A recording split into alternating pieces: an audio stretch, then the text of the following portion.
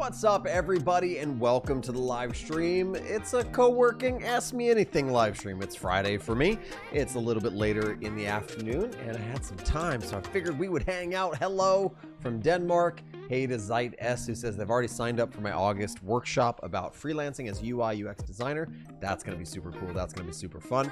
And we got some questions coming in. Curtis, one of my members, is in the house. He's one of my design champions. If you want to be a design champion, links down in the description. And this is just an Ask Me Anything. So feel free to ask your questions. I'm basically just going to be getting stuff done and jamming to some music and chilling. So I got a little vibe. I got a little hip hop thing happening. I got a couple things I want to take care of today. There's some updates in Figma and XD I want to play with and explore a little bit.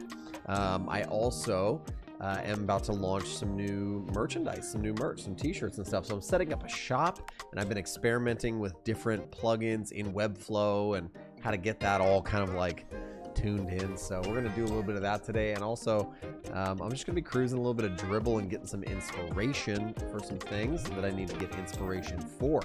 Man, we got Augustine is from Nigeria. What's up? What's up? We got people coming in from London. Man, can you change the shape of a button more than a square or a circle? Woo! Okay, all sorts of questions. We'll get into it. But the first question I guess we could answer is, oh, sorry, let's do this. Question and answer time. That's right. Yeah, I'm also, I got a new PC to do streaming, video editing and stuff, so I'm setting that up and actually kind of testing it out. It's a little bit what this is. Let's see, is the Dribble course already out there? Yeah, it's out there. Go check it out. It's a good time. Actually, here, we can jump over and take a look at it. Go over to dribble.com and go to learn and go to certified product design course. It's been turned into from a 12 into a 16-week course, and the next one launches on October 3rd. We've already had one cohort fully go through it. Another one is currently in it. They're halfway through right now. And then the next one is going to be cranking in October. So you can get all the information about that certified product design course. It's actually pretty cool. I'm really excited about it. Got a lot of great feedback during the first cohort.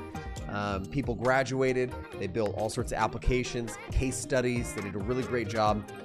Learned a ton. And then a lot of them have started to get hired at startups, large organizations. We had some folks get hired by Capital One, Facebook. I actually hired a few people to do some work, some kind of partner with me on some freelance work. That's pretty cool. Danilo asks, is that a free thing or nah? Nah is the answer to that. Yeah, it's a paid thing, but it's well worth it because it's plugged into Dribble's hiring network. And it's a cohort based where you get a mentor assigned to you. These are industry experts right now. People are actually working high up in the industry. And after you're done, you graduate, you have your case studies and everything. You get plugged into the hiring network. You get dibsies on some companies that are looking to hire cool people like you. So that's pretty rad. So that's pretty cool. If that's not your vibe, if that's not your jam, maybe you'd be interested in, I actually have a freelance UI UX designer 2-hour workshop coming up on August 19th. It's going to be all about finding and landing clients that don't suck, proposals, contracts. The templates will be included for you to have and take. How much do you charge? Spoiler alert, I'm going to tell you to charge a lot. I have a 6-step process that I'm going to teach you to freelance. It's different freelancing as a web designer than it is as a UI UX designer. So I'm going to teach you my process, 6-step process for that. How to deliver things to clients, how to make 6 figures as a freelancer. Going to do all of that. The link has been placed in the description. So if you're not into that, that's a 50% off promo. So if the Dribble course is too much for you, maybe you're more interested in freelancing right now, it's like 25 bucks to spend 2 hours with me and get your hands on a bunch of templates and contracts and things to take home with you. The music is a little bit loud. Somebody says, yeah, it's supposed to be more of like a co-working vibe, but we'll crank the music down a little bit. I appreciate you telling me that. Let's answer some of these questions right now, shall we? With the music down just a little bit. Okay. How do I keep design principles in mind while working? Because I forget about them. Yeah, it's true. You can get so excited creatively as you're making and creating that you maybe forget that you're supposed to be keeping some of those rudimentary design foundation principles in mind. I really think that the way to do that is practice makes perfect. I think you just got to spend time simplifying. And here's a good practice is if it's hard for you to keep them in mind while designing, then maybe design what you're designing, go away from it, walk away from it, come back the next day, look at it with a list of some of those foundational principles. Like, is the contrast good? Is there repetition? Is there good alignment? Am I using grids and structures? Is there good color theory happening here? How's the typography? Is there good hierarchy? Right? Am I leading people to primary, secondary, tertiary things?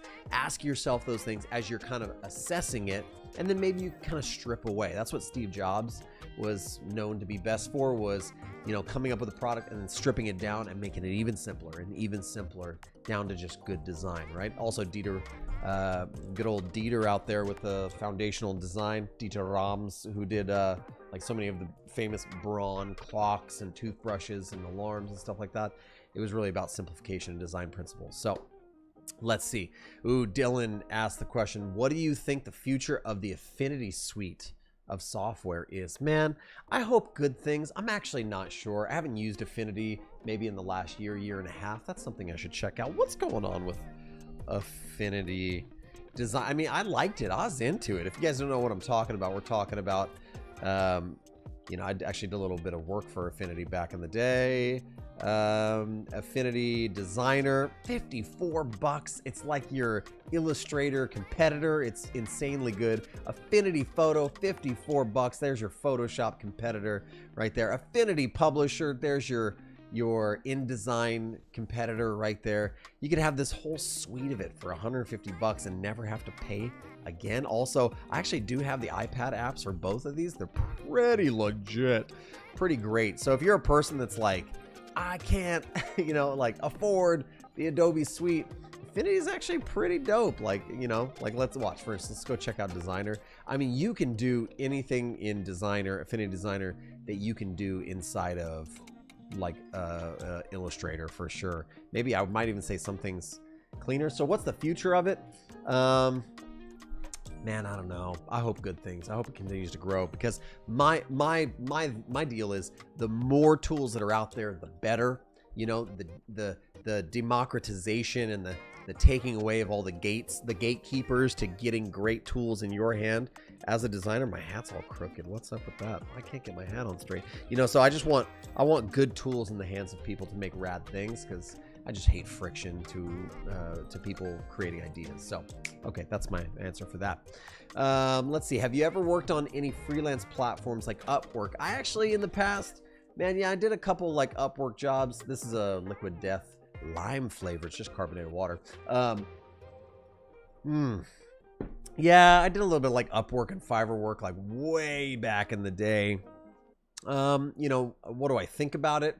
I think that Fiverr and Upwork can be good things if you're just getting started in the industry. Actually, I'm going to be running like a challenge on my channel pretty soon with a new tool called Design Bro, which is kind of cool because it's like a creative platform agency. I'm going to be experimenting with it a little bit. I'm going to maybe have somebody make some t-shirts or a landing page or some sticker packs for me.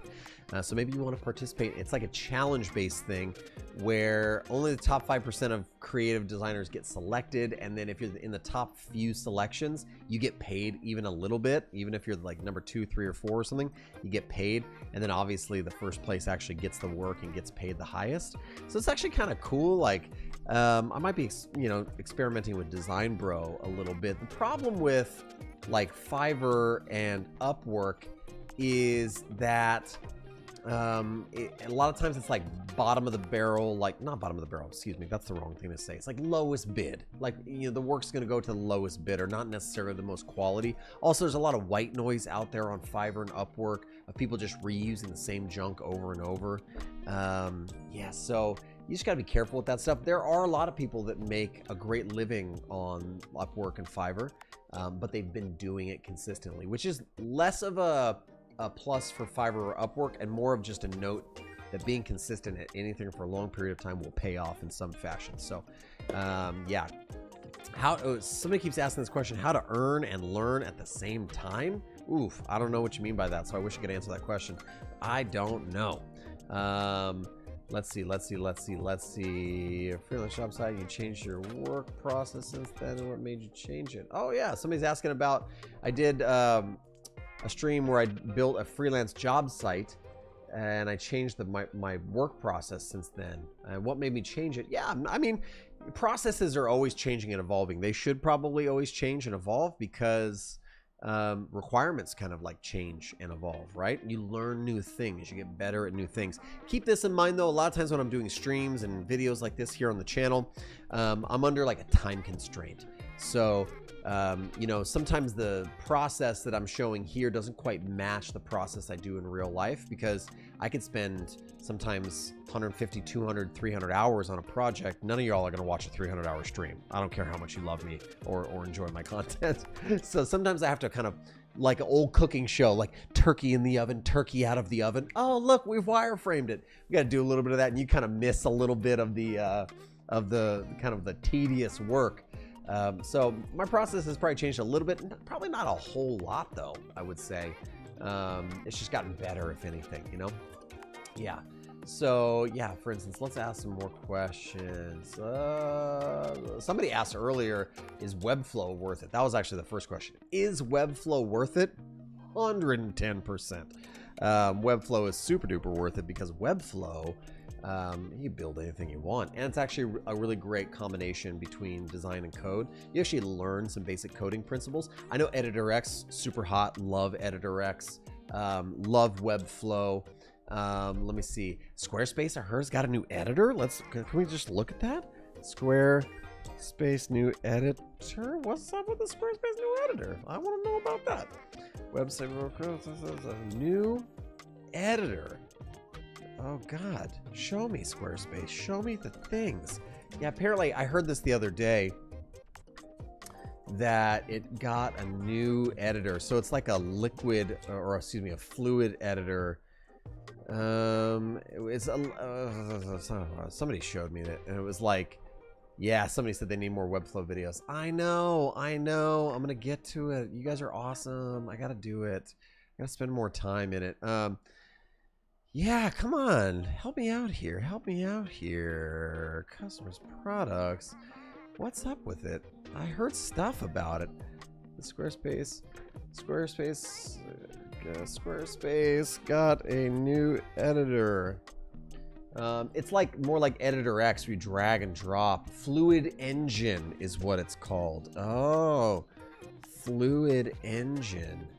Yeah, okay, we don't want to sign up for your newsletter, but hey, if you want to sign up for my newsletter, go to jesseshowalter.com and hit newsletter. All right.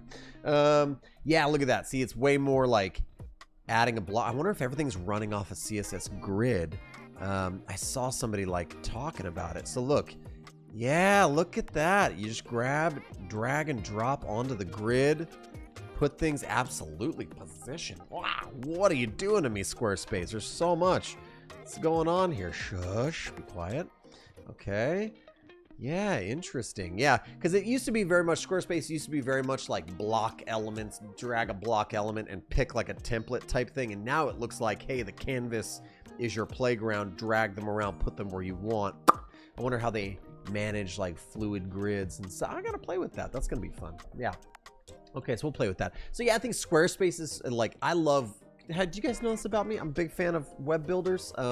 You know, like, subscribe, hit the bell notification icon. Big fan of web builders like Webflow, Editor X, Squarespace. Love it. You know why? Because I used to hand roll all my own websites back in the day, and sometimes it's just not necessary. Sometimes it's overkill to spend 200 hours, 300 hours building a website when you can roll one out in Webflow like in a weekend and like in a hot Friday night with a glass of wine. Like that's a thing, right? You can do with Webflow or Editor X. So I say I'm all about making, especially as a freelancer, making a high hourly rate. That high hourly rate, how do you make more money as a creative? There's a few ways, but a few of those ways are work faster, or find tools that automate, make you work faster and charge the same amount, or charge more and work the same like a speed, or work faster and charge more. Or the pinnacle, the other direction would be start productizing and then you work super duper fast. Now you're making money while you sleep, right? So there's ways as creatives to make money. But yeah, just talking about like speeding up your hourly rate and all that kind of stuff. That's good stuff. You should definitely do that. Okay, let me see. Let's see. Oh, Donato asks, which paths should you suggest to put more effort in as a mid-level UI UX designer? Creating a personal brand, improve using tools like Figma, Maze, or keep learning, doing courses, reading books? That's a great question. I mean, I think you should always be taking courses and reading books. I'm a big fan of reading books, taking courses, and learning. So you should always be learning.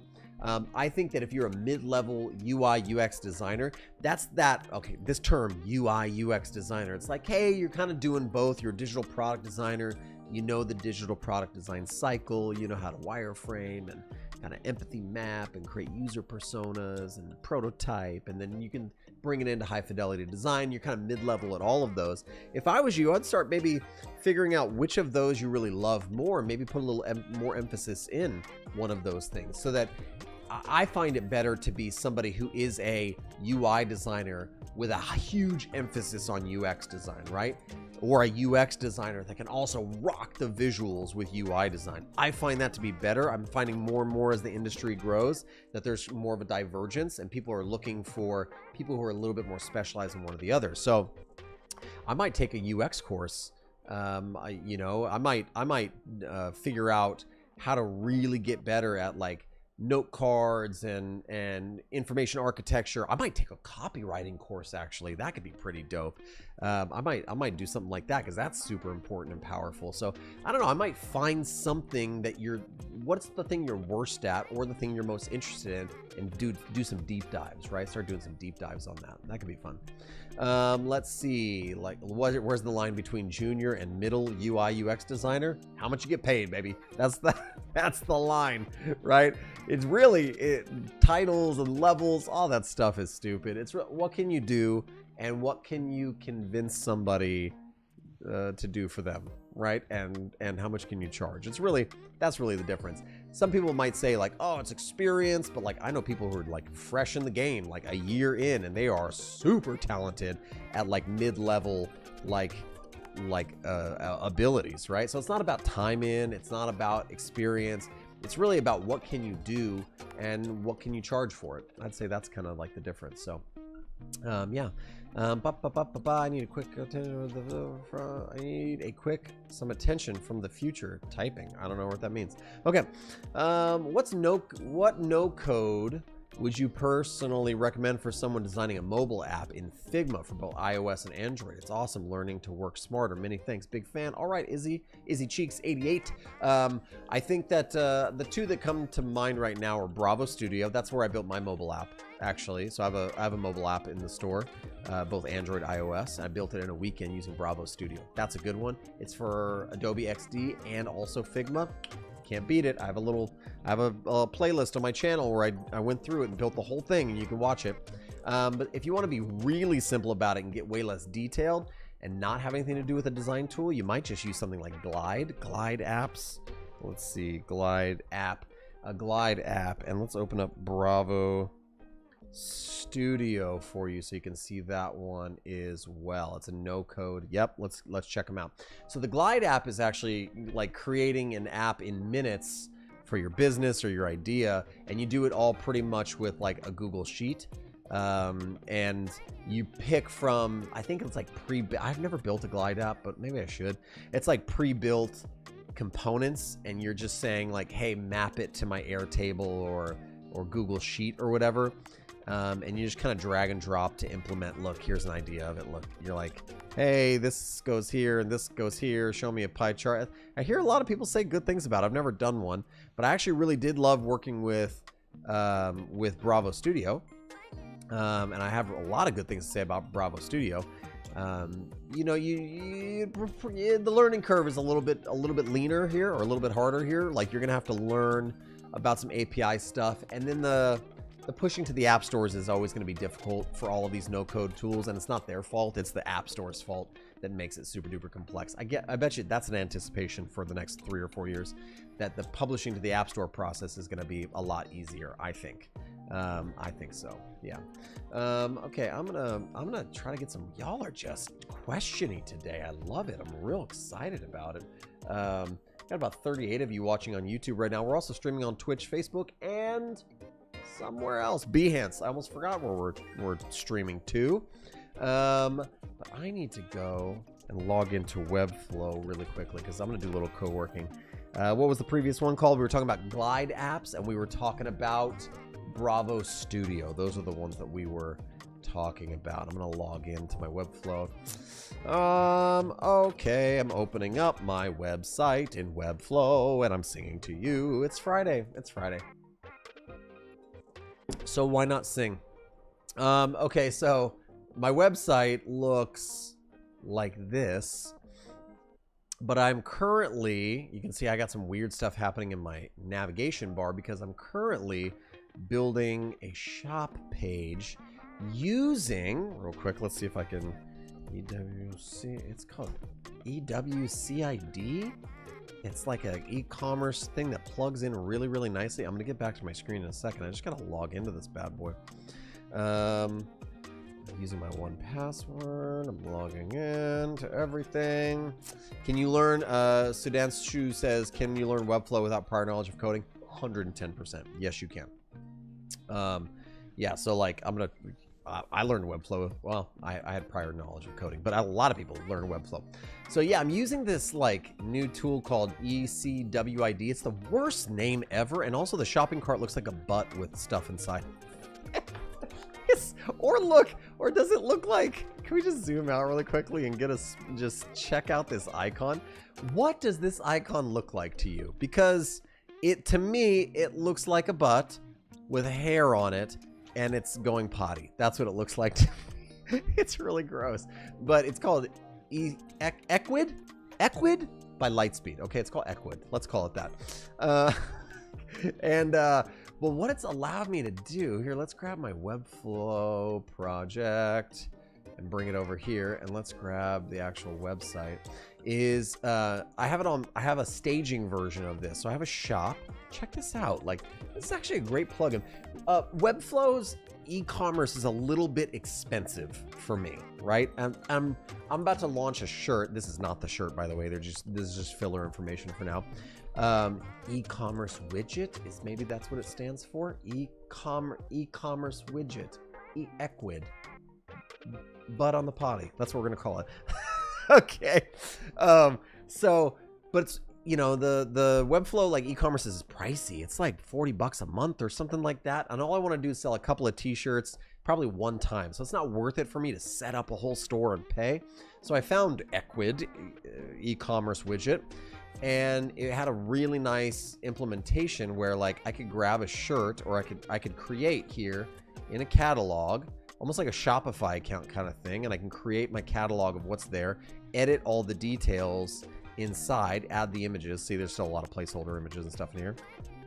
Put my description, price, attributes, shipping, all that kind of stuff. It's going to handle all of that. And then when I implement it, it actually just adopts itself into the CSS of my site, which is pretty cool. And this is pretty rad. So like, you know, people can come in here and like choose a size, and you can see it has like an active, I gotta style this and give it some space and stuff, but like, let's add a shirt. Look, the shopping cart updated, and you can go to the checkout. We have a nice checkout experience, or continue shopping. Here, let's add this hat in there. Boom. Let's go back to the catalog and add this in here. And look at that, it's nice. It also has like some options down here, so you can create an account, track your orders, order tracking. Come on, I like that. And then shopping bag. And then you have this great checkout experience here where, you know, we do that and it all works out. So yeah, the stream's gonna be saved. You can come back and watch it. So that's Equid. And all it did was like, all you needed to do was choose where you're doing. Look, they have Squarespace plugins, all this stuff. And then other platforms and site builders, you log in, bam, grab your code. And we had like some navigation items, add the shopping bag. I'm sure I could probably hard code that to be a little bit better. I might actually, I don't know, we'll see. But then, and then you can also do product search boxes inside, which is crazy. So, you know, that's pretty nuts to set that up, and like I think it took like 10 minutes to set up, and then you're literally just dropping an embed in here. Check it out. So you're just putting the embed information inside. There's the shop. And that's all you have to do is have one shop page, and somehow it will create all the extra pages for you. I never look. I mean, over in my pages, I actually did create this Till I Die shirt, which is what the shirt's going to be. But once I created that, you could just go straight to that. But I also have this shop page. The shop page built all the extra pages for me, which is crazy. I think it's like just replacing the information inside of the shop, right? So it's almost like a like an old school like iframe, but not an iframe because iframes sucked. They were the worst ever. But it's all like reloading in the same container of the shop, which is interesting. It's really cool. Abraham says, "Gosh, that's a long one." Yeah, I've decided to walk away from e-commerce to web design. Yeah, I need your attention on this. What path should I choose? I don't really know, man. You got to pick a path that you love. Do what you love, bro. That's the best answer I have for you. Okay? Yeah, I see your answer. I see your question. It's a long one, but I don't. I'm glad you're a big fan. What would I advise you? Have two sectors. I don't know. I don't know what you. I don't know. I don't know. That's a tricky one. I can't answer that question. Right? That's a tricky question. Let's see. Anton says though, "Hi, I'm a digital artist. Do I need my own website or Behance, Instagram? Will that be enough?" I like you. I like that style. I like that question. I think your Instagram and your Behance could be enough. And here's why. I talk about this in a video I'm releasing soon. But spoiler. I think a lot of us waste a lot of time creating custom websites because we were told we need to have some sort of .com to make us feel good or like look more professional. I think you should just put stuff up and not waste the time. Put stuff up on a Dribbble, a Behance, or an Instagram. If you want to get real saucy and you have an Adobe Creative Cloud account, you can use Adobe Portfolio. I'm looking it up right now. Yeah, you can use something like Adobe Portfolio to create a portfolio. Look, I tested it one time. I think I did a video on it one time about Adobe Portfolio, and you can actually map it to a .com. So you can go to Namecheap or whatever, buy a $9 domain, put all your stuff on Behance, and then upload your domain or connect your domain here on Adobe Portfolio. And I swear it usually works better than this. Let's try to reload it. Okay, let's try this one. And then it'll basically just like take over the domain, redirect the domain to go to whatever.com. So that's like kind of like a stopgap. It's in between. So, but I don't like people wasting time on things that don't actually matter. So that's a great question. I wish Adobe Portfolio would have loaded. So maybe don't go with it. I don't know. So I'm not sponsored by them. I'm just trying to share stuff. Oh, look, it popped up. Look, so this is literally just work from my Dribbble that it's popping into place, and booyah. And you can edit a lot of this stuff. It has kind of like a drag and drop, and do you want your logo in there? Do you not? And do you need navigation? And so, you can do a bunch of editing. Watch the video I made on my channel. It'll talk about it a little bit more. Yeah. If you don't have a site, you only have Dribbble, you only show work that's actually good somehow. It makes sense. Yeah, just put it. It's just a time saver. Time is the most precious resource you have in life. So that's what I say. Just add something to my block list because they talk gross in my live streams. You got to go. Cool. So I think the background music is too loud, brother. Still? Really? Okay, I'm gonna drop it down some more. All right, let's drop it down even more. Let's see. Yeah, you can change. Dante asked, can you change the shape of a button, like from a square to a circle in Figma? Yup. Just round those corners and change the shape. That's all you gotta do. Easy answer to an easy question. How do you go from final app design to coding / final product without knowing code? I suppose a no-code tool would be the answer for you, Aaron Warner. How do you go from final app design to coding? Yeah, you'd use something like Bravo Studio. I'll just say Bravo Studio.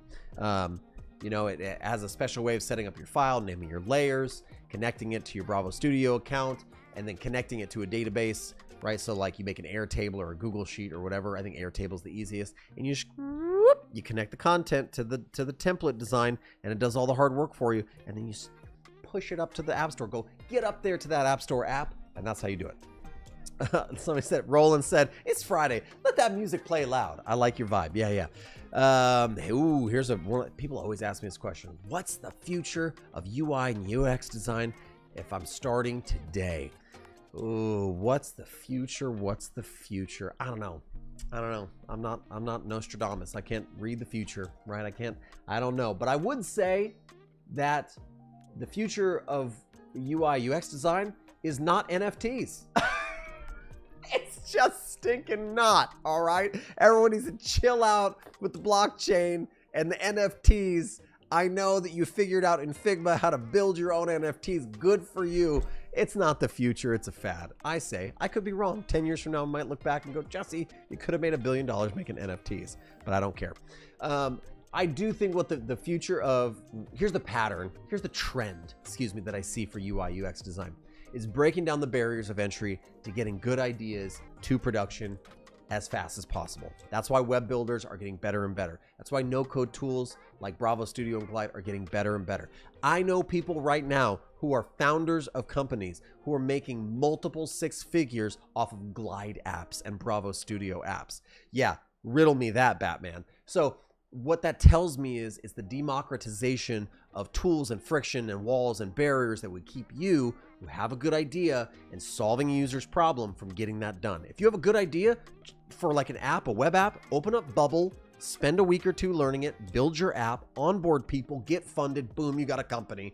And that's what I see happening is, you know, back in the early days of California and the gold rush, people were rushing out to the West Coast to find gold. And the people that made the most money were not the people who were actually digging for gold. Most of them died poor and miserable. The people who made the money were the people who sold shovels and dungarees to the people who wanted to go out and dig that gold. It was the shop owners that were there to service the rush. So people who were there to create products to service the rush and the need are going to be, that's really the future. That's why web builders, no code tools, all of that stuff that breaks down walls, that's the future.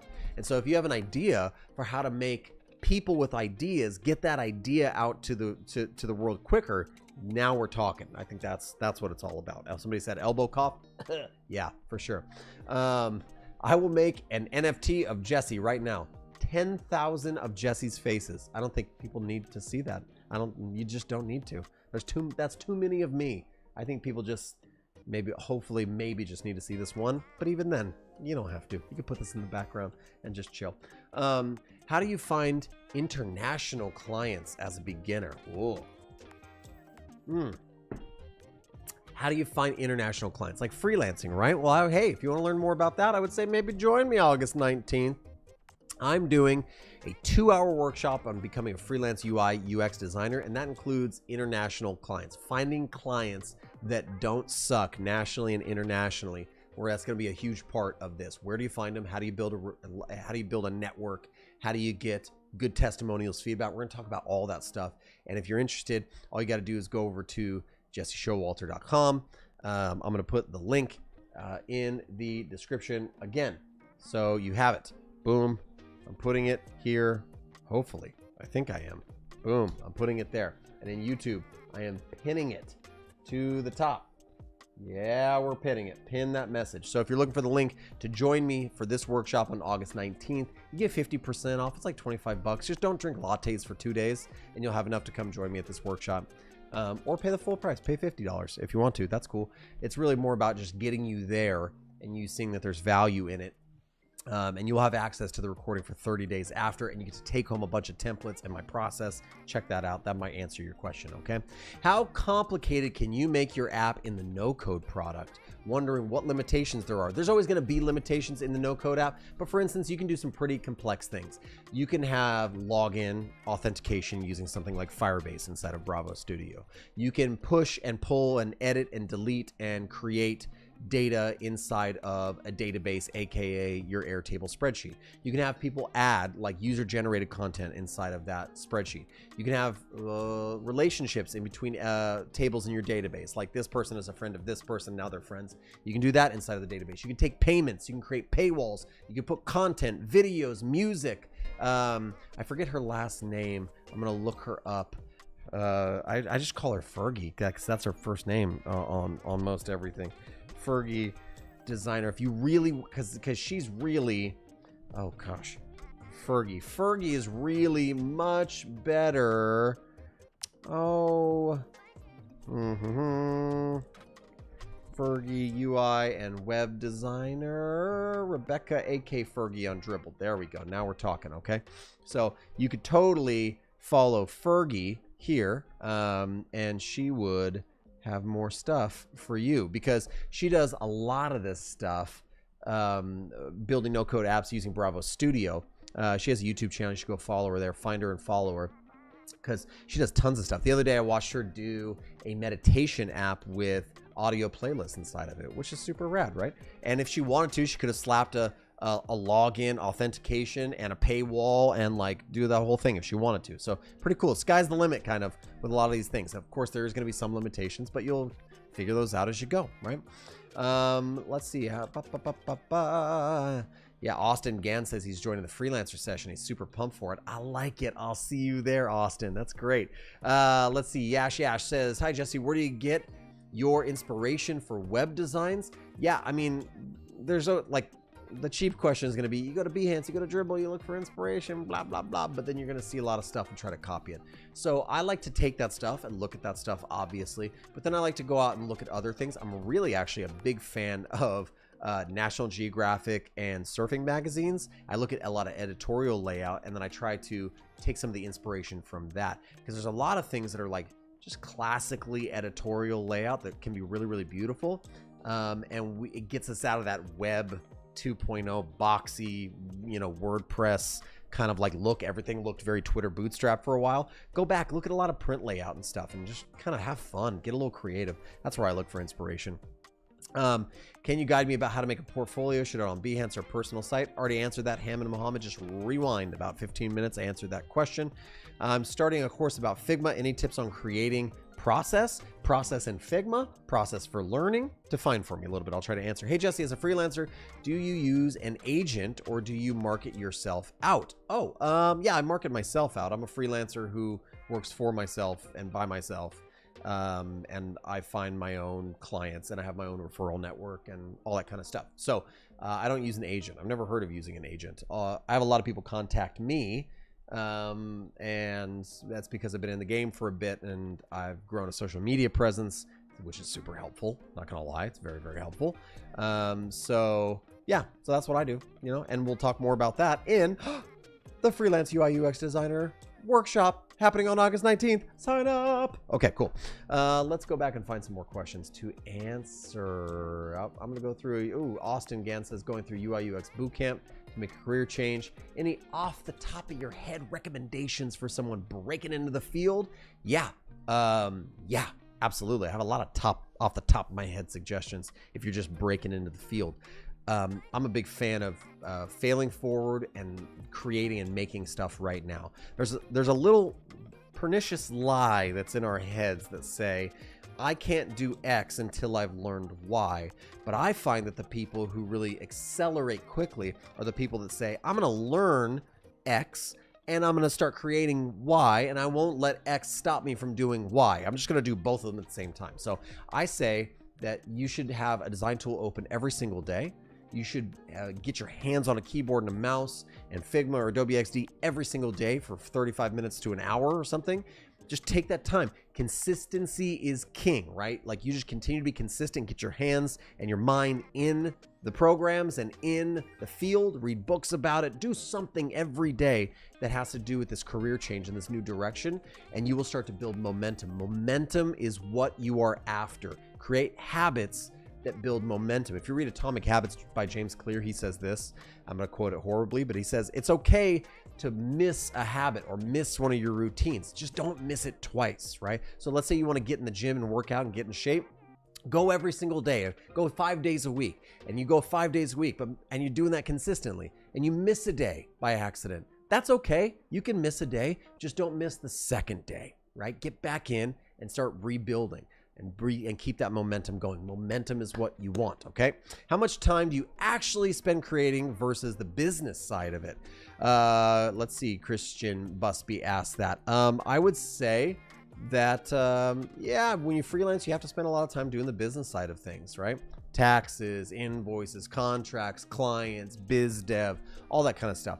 But if you, and like we're going to talk about this, in the workshop that's coming up on August 19th, if you spend some time creating habits and routines and you have systems, then you don't have to spend as much time. So I have a 6-step process. I repeat that 6-step process every single time. I don't recreate it. I have templates for contracts, proposals, and all they need is a quick edit here or there, and then I send it out to the client. I obviously all the work I'm doing is custom, but I'm looking for similar types of clients, right? And so I'm looking for clients within this range of finances and needs. I'm not taking a client that needs a $2,000 website or needs a poster for the opera. That's going to have to make me completely break my process. So I've niched down a little bit, which we'll talk about more in the workshop, so that I can be really, really fast at the business stuff. Yeah, and then I can spend more time doing the creative stuff. There's a famous article that was written years ago that's called Maker versus Manager. Maker versus Manager. And it's like a productivity like blog. And this idea of like a maker versus manager is that like makers need large blocks of time and managers can have short blocks of time. So when you're freelancing, you're kind of both. You're a maker and a manager, right? And so you need to set times where you have your manager time, but leave blocks open to be a maker. Hope that answers your question. Make sure you like, subscribe, thumbs up, all this stuff. Okay. I have like maybe time for a few more questions. We didn't even get to do a lot of co-working because I've been answering so many doggone questions. Nick Asbill, have you ever checked out Designspiration? Similar to Pinterest, but way better for design inspo. I'm gonna look it up right now. Designspiration. Hate the name. It's too handy. It's too easy. Never mind. I love the name. I just thought about it. Designspiration. Let's look at that's a lot of brown. Okay, what are we doing? It's like Pinterest, he says. Let's look for web design. Oh, this is nice. This is nice. Thanks for turning me on to this. This is smooth. Sometimes it's just what you want, like just a wall of design crap. You know, sometimes that's all I really look at. This nice. I like. Ooh, look at this. What happens when I click on one? I get a little teeny tiny picture. Can I enlarge it, or does it take? Oh God, now it's actually taking me to Pinterest. No. But I can zoom in like this. That's actually kind of nice. Yeah, that's very nice. That's a new inspiration site for me. I like it. Thank you. Appreciate the recommendation. That's fun. Love your Figma content. Keep it up. Thank you. What is the best book for UX that you would recommend? Don't Make Me Think by Steve Krug. Don't Make Me Think by Steve Krug. Read that. Read The Design of Everyday Things by Don Norman. And, ooh, I just got this. Check this out. Ooh, I just got 2 copies of this book by Pact Press called 101 UX Principles by Will Grant. And they just sent it to me. They were like, hey, check out this book. I was like, okay. And it has some really interesting stuff inside of it. So as I'm reading through this book, I might recommend this book, right? Especially if you're getting into UX design, that might not be a bad deal, right? To learn 101 principles for UX design. Come on, I like that. So maybe those could be fun. Those could be good. Listening to it at the moment on Audible. It's amazing. Good. Okay, awesome. If I get a client from outside of the marketplace, how do I charge?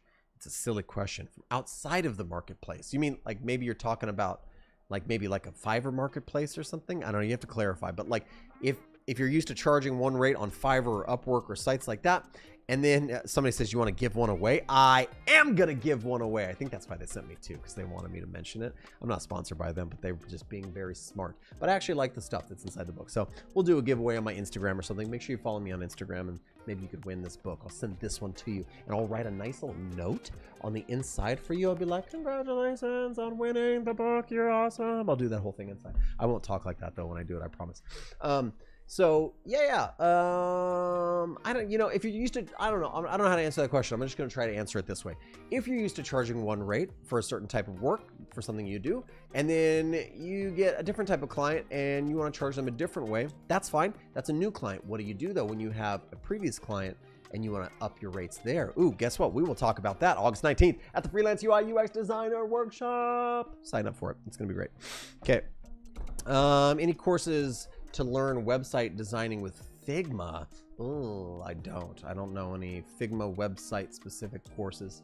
But if that's something you're interested in, tweet me, Instagram me, tell me, and I'll add that to my course list that I'm creating, because I am creating some courses right now for you guys, because I love you guys, and I think we're running out of time.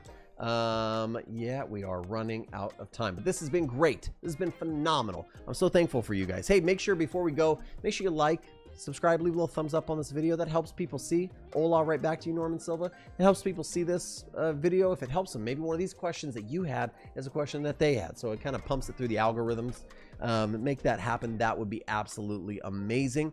Hey, quick note before you go, if you want to have more question and answer time like this with me, I do have a club called My Design Champs, and I'm trying to do more meetups with them. They get kind of premium content and a few other fun goodies, so it's all for the price of a latte a month. So maybe consider becoming a design champ. You can go over to learn.jesseshowalter.com to figure out more about that. And again, one more time, make sure you sign up for the Freelance UI UX Designer Workshop coming up on August 19th at 2 hours with me live in person, chatting about freelancing and making you money as a freelancer. This has been fantastic. I hope you guys have a phenomenal weekend. It's Friday. Enjoy yourself. Take some time. Looking forward to hanging out with you, and I hope to see you again in the next live stream. Take care.